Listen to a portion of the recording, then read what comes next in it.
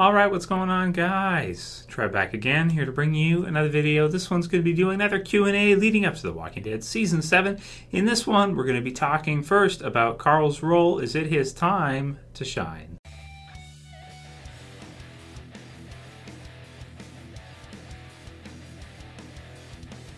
The warning as usual, and I want to thank all you guys for sending me so many awesome questions this week. Last week I didn't get that many. I think everybody was a little bit deaded out from the huge finale and everything, but you know, definitely getting back into it now. Got lots of questions from you guys to go through, and definitely want to. So keep sending me what you guys got, and we'll keep talking about it. Of course, tonight, Game of Thrones, man, can't wait. Really excited for it. And Fear the Walking Dead as well, too. So I'll post both reviews tonight, even if I have to stay up till like 6 a.m. or whatever. It doesn't matter. It's going to get done. So this one came from Domo Plays. And he says, "Hey, Trev, I wanted to hear your thoughts on how you think Chandler Riggs will play Carl in Season 7. We have not seen much badass to him as of late, but do you think he could pull it off? Thank you, and keep up the great work." So what he's basically asking here is how do I think Chandler Riggs, the actor, of course, who plays Carl, how is he going to portray Carl in Season 7, and how do I see it, what do I think about it, and what do I think they're going to do with Carl in Season 7. So yeah, this season should be a great season if you're a fan of Carl, because this is like a pretty crucial part for him and his evolution coming up soon. And based on the comic book storyline in the future, we're going to spend more time with Carl. We're going to get to see him do a lot of different things, like have some girlfriends, have some stuff going on, have some girl troubles, and become a little bit darker, maybe get a little bit crazy. It's going to be some fun. And of course, it's going to be adapted in the TV series eventually in the next few seasons. But Season 7 is like a pretty big part for him. Should be in the first half when they adapt it, unless they remix the hell out of it and put it at some other spot, like second half or something, which I don't really foresee them doing. We can kind of see it in the finale for Season 6. You know, he's reckless is what he is at this time. He's allowed he just seems to me like he doesn't care, but also too that he feels like no matter what, they'll pretty much figure it out, they'll pretty much win. But as Rick talks about with the law of averages, not necessarily the case. They've been able to survive pretty much all the way through so far, but it's not like Carl's been unscathed. He's lost the eye, everything like that. They skipped quite a bit of the storyline from the comic books where Carl is actually, right after getting the eye shot out, he has amnesia, and they didn't use that in the TV series at all. Like he wakes up in the comic book series, and spoiler warning again, he asks his dad, "Where's Mom?" Right? So that's something that like goes way back to, you know, way earlier in the series, and he really doesn't know what's going on. He's delusional. Rick, of course, is very upset that he's asking this and distraught and doesn't understand how to deal with this and what's going to happen with Carl. And they skipped over a lot of that in TV series, which it's just a bit unfortunate. It's cool to see a happy part too, which is what they opted for in the TV series, to keep it fresh and original, which is fine. You know, it's cool. But we definitely do need to see how losing the eye has affected Carl in the television series, because we haven't really seen it yet, aside from him kind of wanting to go after the saviors with reckless abandon in the finale and that. And it should be a fun time for him. It's going to be a lot different in the television series for his kind of role in Season 7 than it was in the comic books, because in the comic books for this upcoming storyline, now this will get into, like I talked about in the Explained video, but this gets into kind of future spoilers for the comic book and stuff that's going to be adapted. He goes after Negan, basically, is what he does.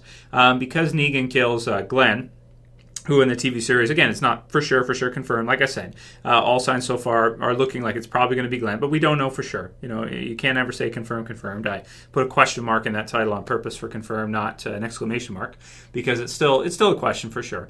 But he goes after him because he wants to get his revenge on Negan for killing one of his friends. And the comic books is pretty funny because he's got like, I think it's Abraham's like assault rifle type deal. It's like, or at least it's you know, it's that type of thing, like huge, and he's like a kid, and so when he's firing and stuff, it's like bigger than he is and stuff. So it's pretty funny. There's an action figure of him, by the way. I don't have it. I skipped that one. Unfortunately, I still kind of want to get it though. It's really cool. But in the TV series version, he's a bit older, right? Chandler Riggs is a little bit older, so it won't be as comedic, I think, as it was in the comic books, but it might make a little bit more sense because he's aged a little bit more, so it makes sense that he would go after him like that. So Yeah, man, I'm excited to see how Chandler Riggs interprets, the character. I'm excited to see how he interprets the darker side, because they haven't really spent much time in the Walking Dead television series, at least of late, focusing on Carl. And the comic book series version, as I've said many times, is quite a bit darker than the television series version. He's quite a bit more hardened. He's quite a bit more vicious. And Chandler Riggs, the way he's portrayed him so far, is a little bit too normalized. You never want to, like, with regards to acting and stuff, big problem. Sometimes people overact.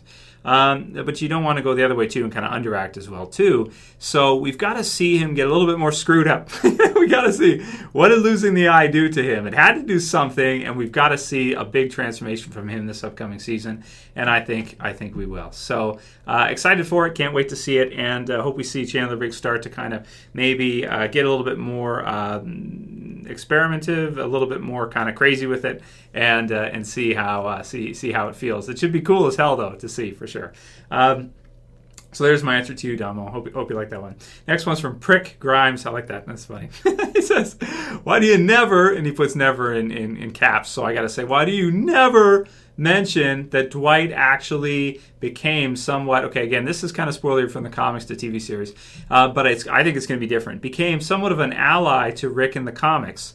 Why do you hope he gets killed off in the show, as if you never knew that Dwight actually was an important part of the war?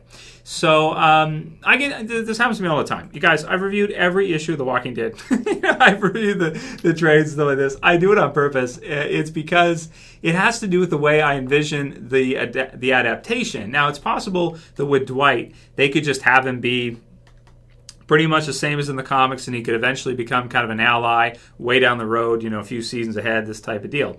But it just seems like, to me, do you really think that they would, like, right now with how we feel about Dwight as a viewer, we really hate Dwight right now, right? So we're definitely behind Daryl. We really hate Dwight for the most of us, unless you're kind of crazy, and then maybe like Dwight and you're on his side of this thing. But generally, Daryl saves him, the whole bit. You guys know the story and everything that happens. And at this time, he shoots him and everything.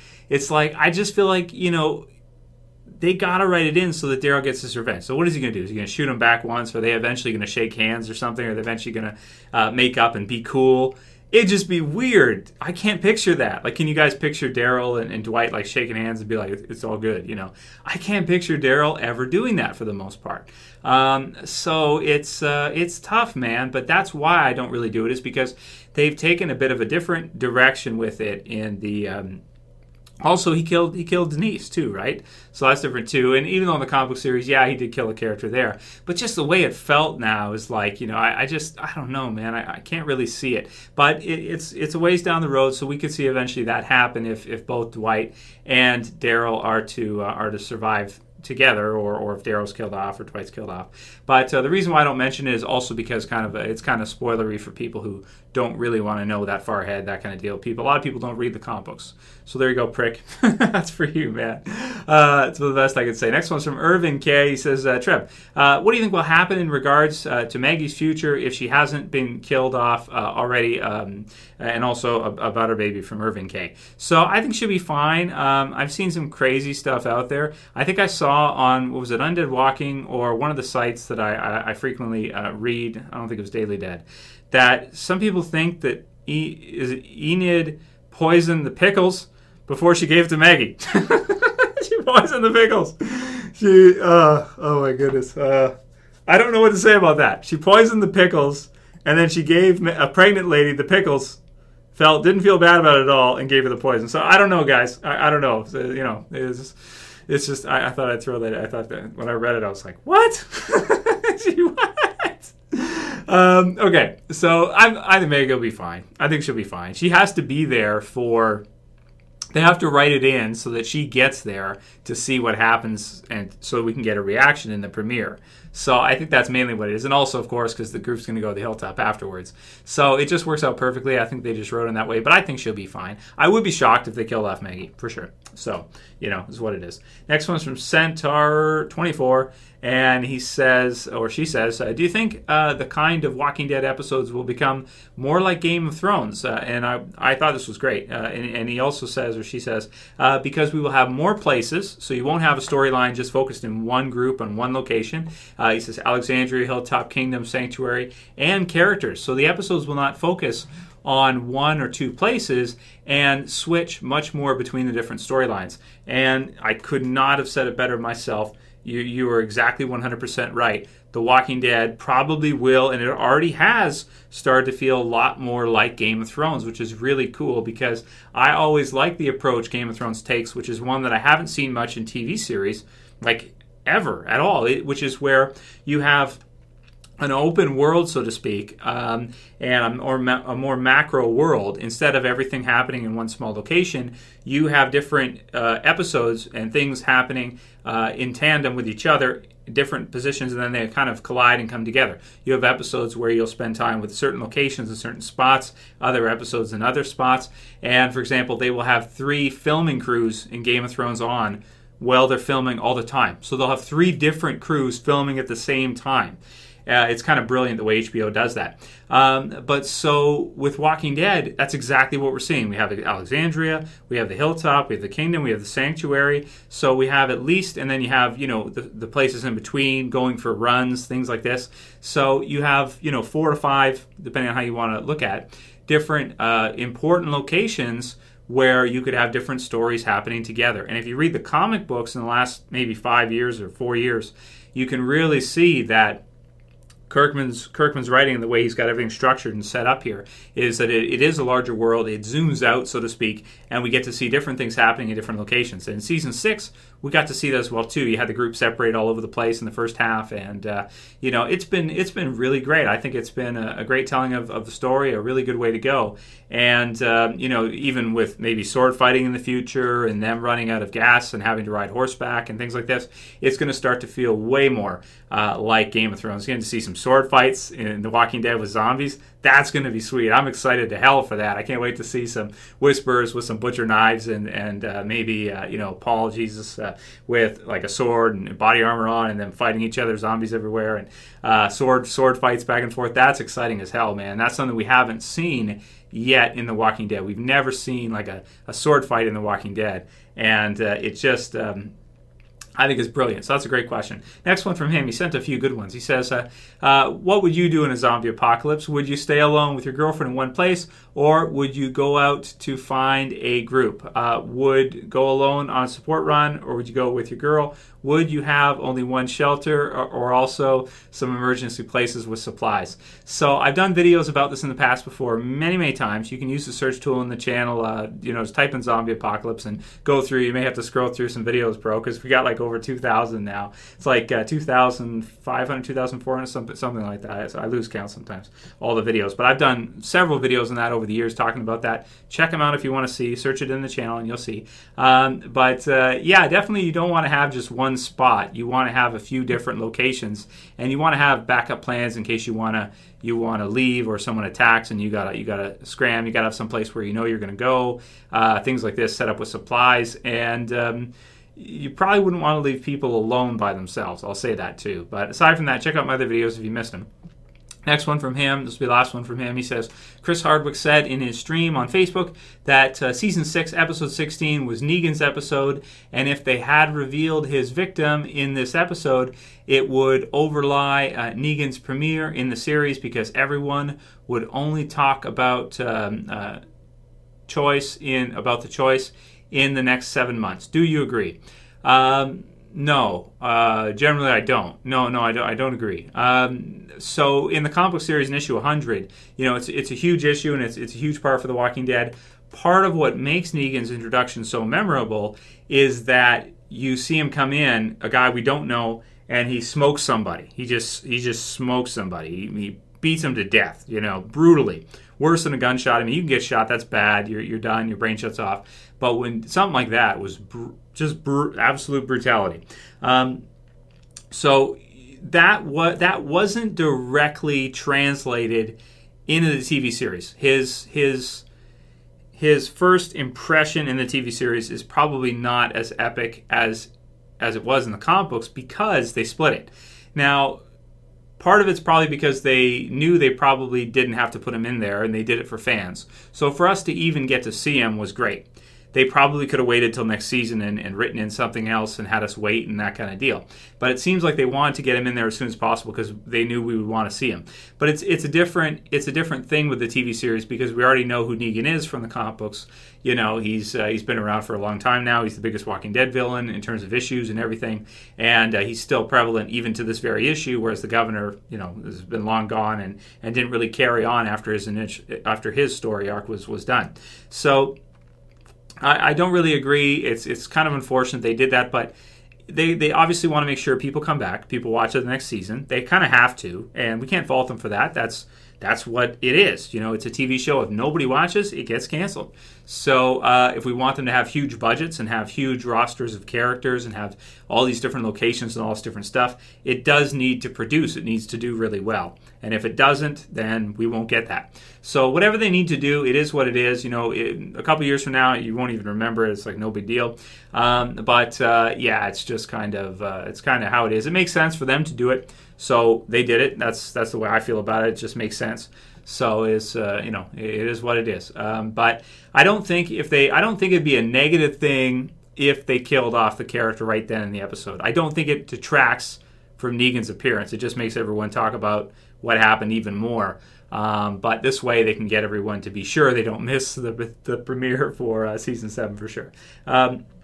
Or maybe the other idea too is possibly they didn't have enough time to get it done well, and maybe they wanted to do the effects really well, and Nicotero was directing, so they wanted to do it justice where he'd have some kind of like exploding head or something where Jeffrey D. Morgan hits it and the damn thing explodes, so that this way by splitting it they can put more work into it and make it look even better at that crucial moment when they actually do it in the premiere. So either way, in the long run it won't really matter that much. Next question is from Jonathan Brusky, and we'll do a couple more. He says, I may have missed a couple of your vids, but did you talk about the fact that did you guys talk about the fact that the song that was supposedly leaked for the finale did not play This Ain't the End? Maybe they will play it in the premiere. Have a nice summer. It's good that winter finally cleared out here in Quebec. So he's in Quebec, so it must be French, so that's cool. Yeah, This Ain't the End, the song, Maya Laval, right? So that one was weird. Like, it seemed like everybody was saying that, and it was published lots of articles online and everything, that this was the finale song. People are uploading it to YouTube as the finale song for the finale of The Walking Dead Season 6, and it just didn't end up that way. I like the song. I think it's a great song. I still listen to it here and there. It's like, oh, listen to that song. It's a cool song, right? And it really got me amped for the finale. We didn't really get like an awesome finale song this year, and I think that would have been cool. Even though I think it's more kind of maybe suit something like True Blood or something like that. It wouldn't really suit The Walking Dead as well. But I thought it was a really cool theme song, and it's kind of unfortunate that that wasn't it.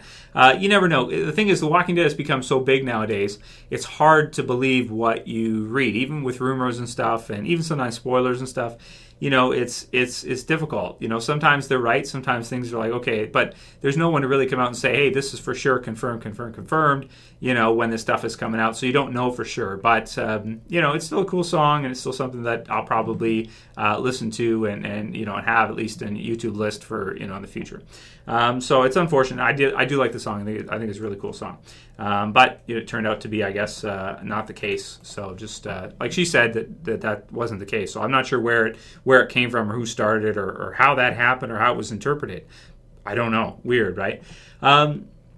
And we had Julius Brooker who commented, and about 10 to 15 people thumbed it up. He said, here's the math for if we're catching up. He said, season 1, because I did a video yesterday and we were talking about whether or not the TV series was catching up to the comics. In season 1's ending, they were 75 issues behind. Season 2, they were 85 issues behind, so they actually went further behind. Then season 3 was 75, and then they picked up the pace like crazy because in season 4, 61, season 5, 51, and season 6 ending, 52 issues behind. So I guess we're kind of catching up, or he says, but slowly. So kind of, yeah, we're definitely catching up. You were at 85 at one point, and now you're at only 50. They are sort of catching up to the comic books, but with proper planning, and I'm sure they've already got this all figured out because Gimple is a genius, and everybody else who works on it are really intelligent, and Kirkman is too. So I'm sure it's not a concern. They've got a time skip they can use. There's lots of stuff they can do to space it out. And then, let's see. Yeah, I'll call it here for today. That'll be it for today, and I'll keep some more for Q&A in the next couple days. So regular stuff for Fear tonight, guys. Game of Thrones review, as usual. If you haven't seen Game of Thrones, if you're like, Trev, why do you keep talking about the show? I've never seen the show before. Give it a shot, man, because honestly, everybody I've told to watch it, just like I tell people to watch Walking Dead, I've had people come to the channel and say, hey, Trev, I didn't watch Walking Dead. I watched Game of Thrones, and I liked your reviews, so I subscribed for that, and then I started checking out Walking Dead, and I really like Walking Dead. I'm doing the opposite here. I'm saying if you like Walking Dead, you will probably also like Game of Thrones, but give it a season. Wait until the end of the first season. Watch it through. Watch the second season maybe a little bit and see what you think. And believe me, I think if you get into it, you give it a try. I know it's a bit fantastical here and there. You got a bit of the magic elements, but I think you'll like it. So check back for tonight if you watch. Great, man. Hopefully, a lot of you guys who were subscribed last year for Game of Thrones will enjoy it this season as well too. And it's going to be fun doing reviews and talking with you guys about it and all the usual stuff. Same with Walking Dead, same with Fear. So I'll see you guys again soon. Of course, tonight. If you guys like this video, please, as usual, please thumb it up. If you're new and you want to subscribe, please subscribe at the bottom left. And you can also share if you've got a Facebook and you want to share through to Facebook below. I appreciate that. That'll be it for today's video. See you guys again tonight. As always, it's Trev. Saying peace. See you guys.